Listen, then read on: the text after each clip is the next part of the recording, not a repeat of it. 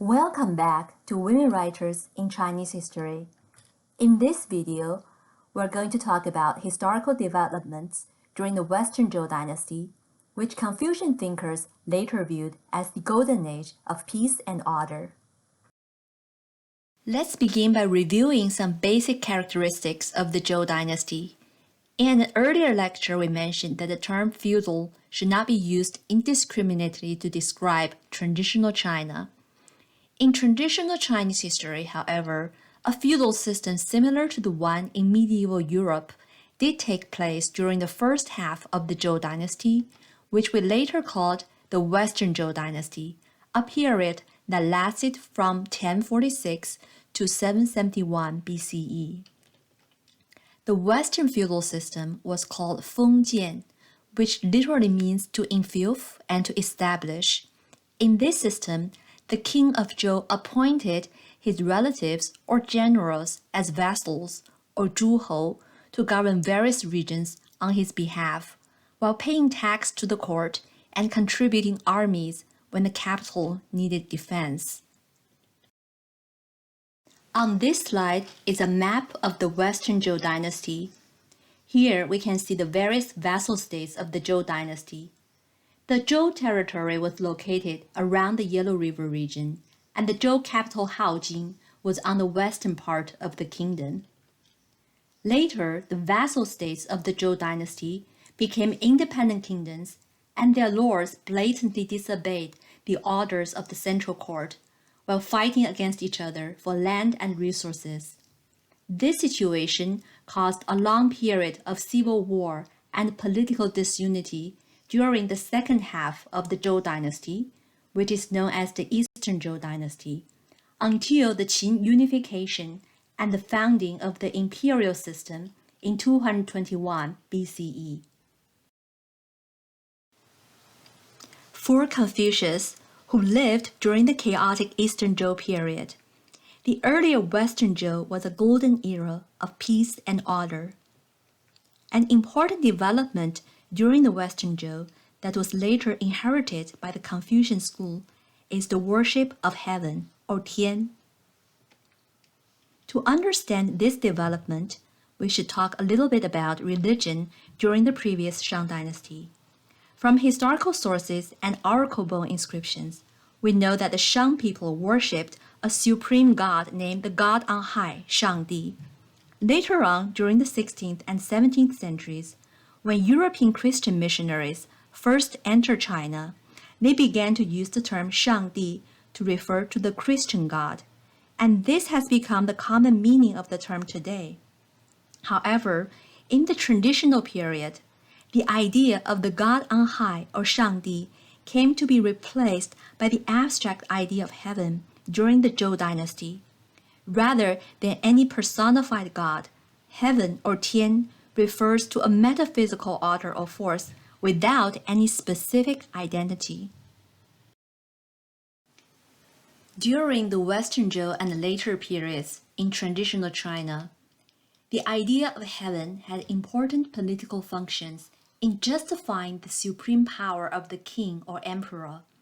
According to a political theory that began to appear in Zhou writings, a dynasty's establishment and continuation depended on its obtainment of the mandate of heaven, or Tianming.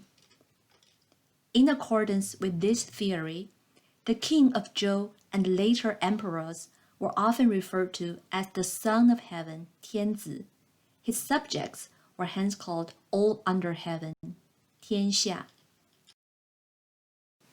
It's important to note that the mandate of heaven could change hands in this political system. That is, the king must act virtuously in order to maintain the mandate, or heaven will take it away and bestow it on others. This idea that the mandate is associated with the king's virtue appeared in Zhou writings to justify its replacement of the previous dynasty Shang. Confucian thinkers later inherited this political theory to both justify monarchical power and contain it within a certain moral compass. Then, what's a woman's relationship to the mandate of heaven. Perhaps, unsurprisingly, that relationship was not very cozy. For one thing, a number of popular historical stories or legends cast women as a source of political trouble, since a king's infatuation with a woman could topple a dynasty, causing it to lose the mandate of heaven. There is a widely known phrase to refer to this idea of women as the cause of a dynasty's downfall, 红颜祸水, which literally means rouged face, treacherous waters. One famous legend of this kind is about Daji, a consort who was blamed for leading the last king of Shang, King Zhou, into becoming a ruthless tyrant. The cruelty of Daji and King Zhou in these stories know no bounds. They slayed virtuous ministers by cutting their chests open, tortured innocent people by burning them to death on a bronze cylinder heated by charcoal. This form of torture is infamously known as 炮烙. Meanwhile, they indulged in such extravagant and absurd merrymaking as the so-called forest of meat and the pool of liquor, 酒池肉林, that is, having juicy slices of cooked meat hanging around the hall and fine liquor gathered in a pool as their pleasure quarter. Needless to say, King Zhou's cruelty and extravagance deprived him of the mandate of heaven and justified the rebellion that overthrew the Shang dynasty and established the Zhou dynasty.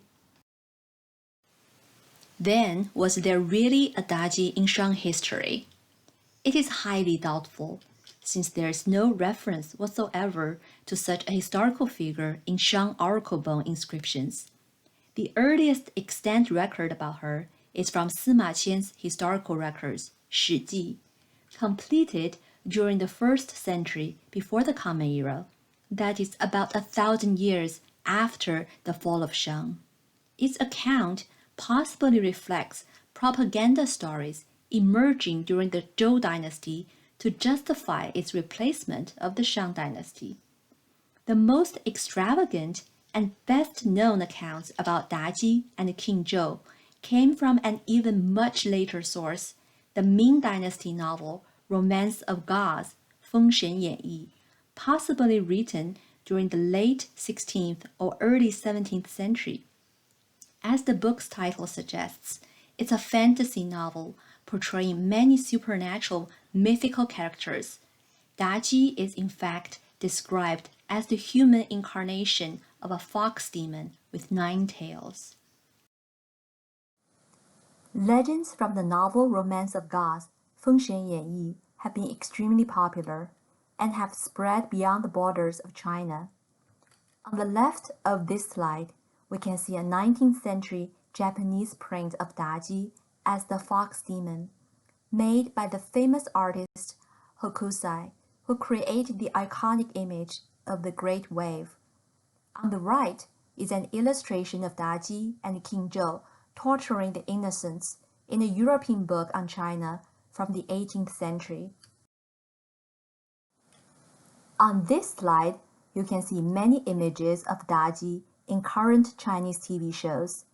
In these images, it seems that the point of fascination is not so much Daji's evilness, but her seductive, extravagant beauty. This orientation indicates modern sensitivities, but still predominantly male-centered perspectives. Although the traditional gender ideology portrayed women as a threat to a king's or emperor's virtue and political power, in Chinese history there was at least one woman who boldly claimed her right to the mandate of heaven. That is, China's only woman emperor, Wu Zetian. Her very title Zetian means modeling on heaven, which evokes the classical ideal of the mandate. Moreover, Wu Zetian named her own dynasty Zhou, the golden age according to the Confucian tradition, when she took emperorship, as a statement on her embodiment of the most valued model of rulership in the cultural tradition. We will examine her fascinating life and image later in this class. Now, back to our introduction of historical developments during the Western Zhou. In addition to the worship of heaven, the ancestral worship that will become a founding pillar in Confucian thought in terms of filial piety, or xiao, also took shape during the Zhou dynasty. Ancestral spirits were already worshipped during the Shang dynasty, as we can tell from oracle bone divinations. However, during the Shang, the ancestors were worshipped because of the fear that they would harm their descendants if their spirits were not served. During the Zhou dynasty, ancestral worship gradually shifted to an emotional and moral basis, that is, to express the descendants' attachment to and respect for the ancestors. These emotions were supposed to have come down from heaven as a link between the metaphysical order of heaven and the order of human relations. During the Zhou dynasty, a system known as ritual and music was developed to express the worship of both heaven and ancestral spirits. Basically, in these ceremonies, all participants performed duties according to their hierarchical roles, such as the king would present the sacrifices first, followed by noblemen of various ranks. Solemn music, usually made by drums and bells, was performed during those ceremonies. The ideal of the Zhou dynasty was ritual differentiates, music harmonizes, 礼同乐和, in the sense that music could harmonize feelings and relations across the political hierarchy manifested by ritual procedures. This ideal of a hierarchical yet harmonious society later became the valued model of governance for Confucian thinkers. Based on existing evidences, it seems that in general women, even the queens, were excluded from Zhou rituals, and female ancestors were worshipped only during ceremonies dedicated to her husband. This situation was different from the previous Shang dynasty. As indicated by the case of Fu Hao, women during the Shang could not only participate in ceremonies, but also act as high priests. After death, they could also enjoy worship independently. All in all, likely women's status declined significantly from the Shang to the Zhou dynasty. During the Zhou dynasty, ritual or li for women would primarily meant household rituals and hierarchies, and for that we can witness from Zhou writings the principle of 三从四德, 3 obediences and 4 virtues, which would become the best-known phrase that portrays women's conditions in traditional China. Specifically, the 3 obediences mean obedience to the father before marriage,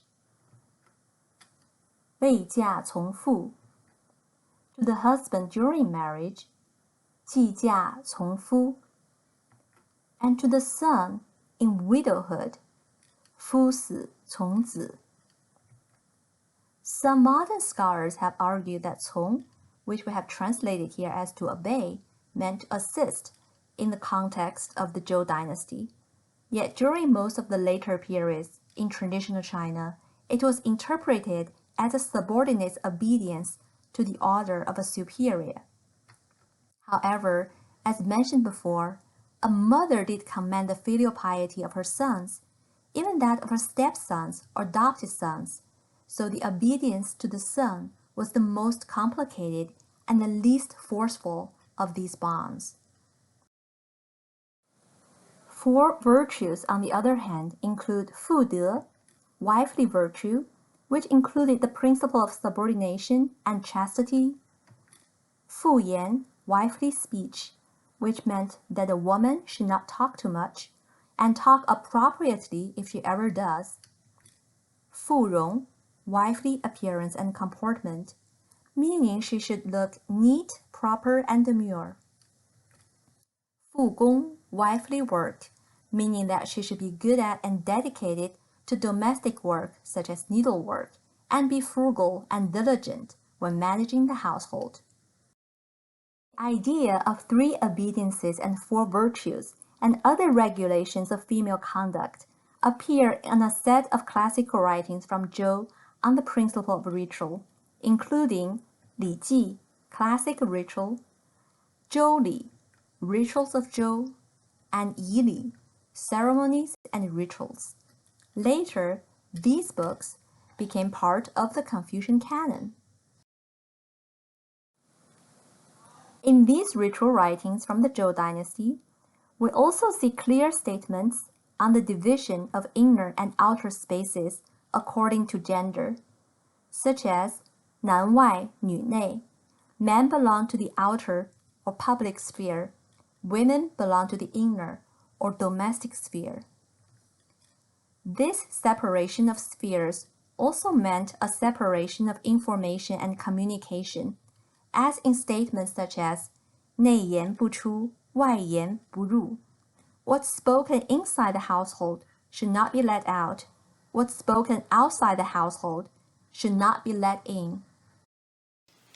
As mentioned, these ideals about womanhood were inherited by the Confucian tradition, which in general upheld the Western Zhou period as the ideal golden age. However, it is unclear how much these principles were followed during the Zhou period itself. During the Eastern Han Dynasty around the 1st century, that is many centuries after Western Zhou, these ritual principles were notably reiterated in the well-known female conduct book, Precepts for My Daughters, 女戒, written by the first woman writer we're going to study, Ban Zhao. When Ban Zhao wrote the conduct book, she seemed to be speaking to a political and social reality quite different from the Western Zhou ideals. During and after Han, women in social life might not have been strictly subjected to the code of 3 obediences and 4 virtues. These regulations were more influential in social reality since the rise of Neo-Confucianism, Li Xue, during the Song dynasty around the 10th century, and became a widespread gender ideology across social classes during the last 2 imperial dynasties, Ming and Qing. Finally, we should briefly talk about the Yin-Yang idea you might already be familiar with, as represented by the Daji supreme unity symbol here. Nowadays, we often associate Yin-Yang with Taoism, but it would be more accurate to approach it as a sort of pan-Chinese thought or worldview. The origin of the idea of Yin-Yang can be traced to the classic of change, I Ching, an ancient book that might have emerged during the Western Zhou or earlier. Later, it became a classical text to both the Confucian and the Taoist traditions. Yin-Yang is a complex philosophical concept. Simply put, we can understand it as a dualism consisted of complementary opposites. By complementary opposites, I mean entities with contrary characteristics that nevertheless coexist and interact to create the whole. For instance, typically yin-yang concepts in traditional China include day and night or the sun and the moon. Complementary opposites are different from the structure of binary opposites prevalent in Western thought, such as good versus evil, according to which one must conquer the other. For our purpose, it is important to note that yin-yang was also commonly associated with the female and male genders. That is, women are yin and men are yang. In this gender structure, women's identification with yin indicates both her subordination and complementarity to the world dominated by men. Here we reach the end of this presentation.